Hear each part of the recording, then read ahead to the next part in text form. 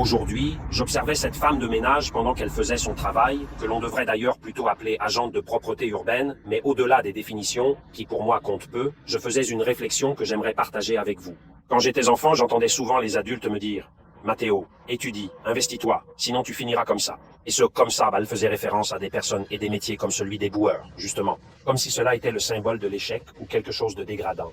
Aujourd'hui que je suis adulte, je pense exactement le contraire. Dans la société dans laquelle nous vivons, l'éboueur est probablement l'un des métiers les plus vertueux et dignes qui existent.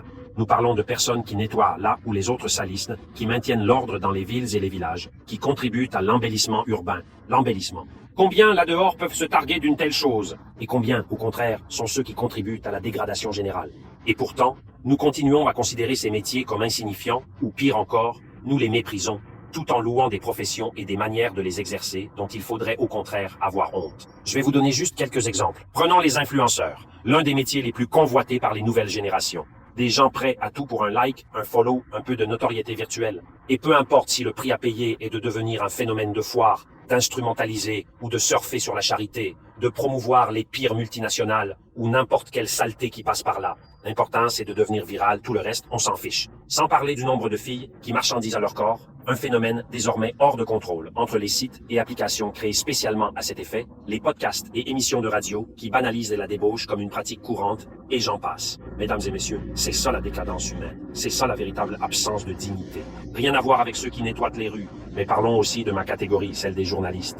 Autrefois, c'était un métier noble. Aujourd'hui, il est infesté de plumitifs, de courtisanes, de carpettes et de porte-voix des institutions. Des gens qui, si les fesses des puissants étaient du papier de verre, n'auraient plus de langue. Un travail digne, exercé de cette façon, je suis désolé, mais l'éboueur l'est bien plus. Et que dire des médecins?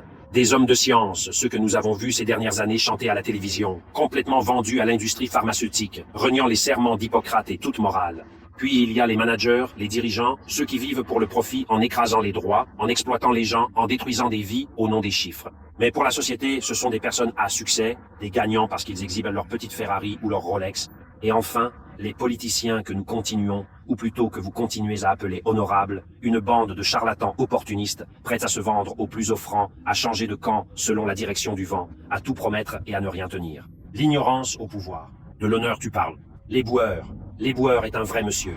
Et de loin, qui, contrairement à tant d'autres, devrait toujours marcher la tête haute. S'il y en avait plus, et si nous apprenions à comprendre ce qu'est vraiment la dignité, en arrêtant d'écouter et de rendre célèbres des gens qui ne sont rien mélangés à du néant, ce monde serait un endroit bien plus propre. À tous les niveaux.